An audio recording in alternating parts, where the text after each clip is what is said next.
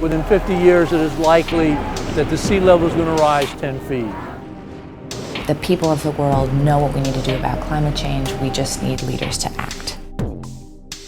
1 million people doing small things can transform even how business runs in this country.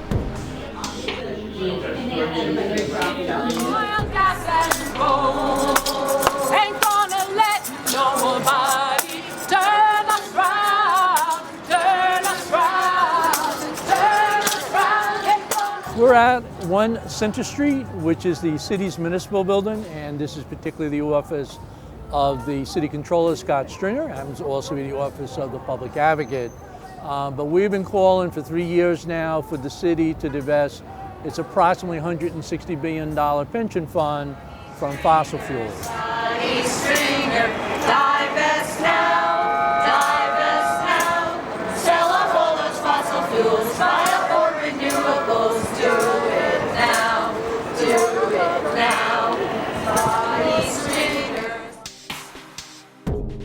There haven't been as many climate victories in the past 5 years as there have been in the past year. We're just seeing extraordinary momentum, and there's lots of reasons for that. But some of the things to point to, people have been starting to divest from fossil fuels, and within 1 year's time, we saw from $50 billion to $2.6 trillion of assets under management becoming fossil-free.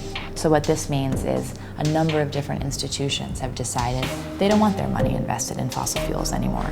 And it's largely because they feel like their missions are sacrificed when they do that. So that whole campaign has had huge momentum and is putting the fossil fuel industry really on notice. We've also seen tons of victories of organizations and community groups keeping carbon in the ground, which we know is what we need to do to stop climate change. Shell withdrew its permit to drill in the Arctic, and this was considered inevitable. And there had been an incredible upsurge of activism to try and stop them, including people in kayaks stopping the drilling rig.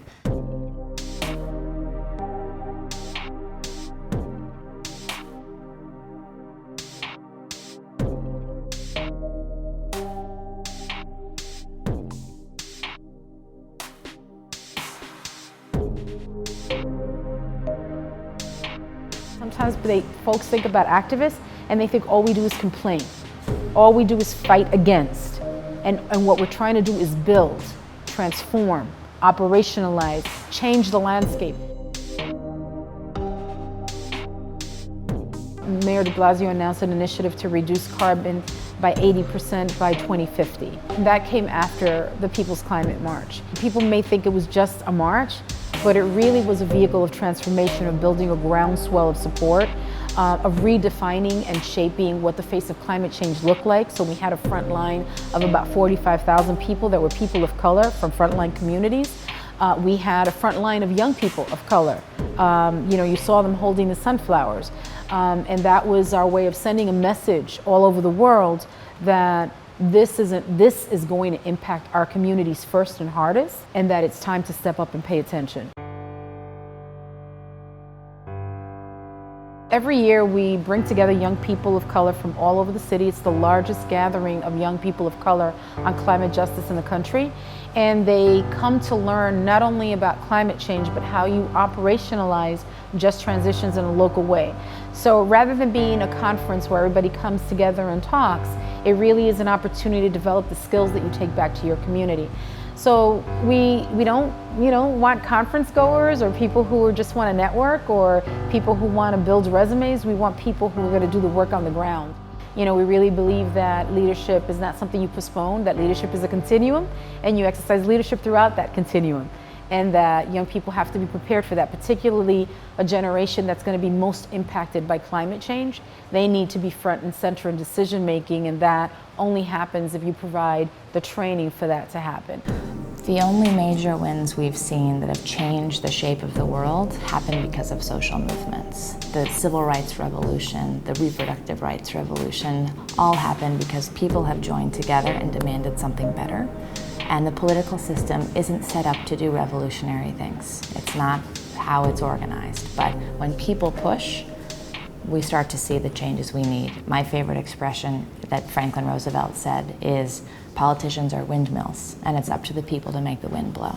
No more, no more, we must divest. I am amazed and inspired by what people are willing to do every single day. We wouldn't be here right now if there wasn't hope. And we're here right now, and I'm talking to you right now because my ancestors fought for justice, because they got rid of slavery, because I'm a descendant of slavery and colonization. So I exist because people under the worst circumstances believed that they could change things. So how could I not? Because so many people are isolated naturally. Technology is isolating people further.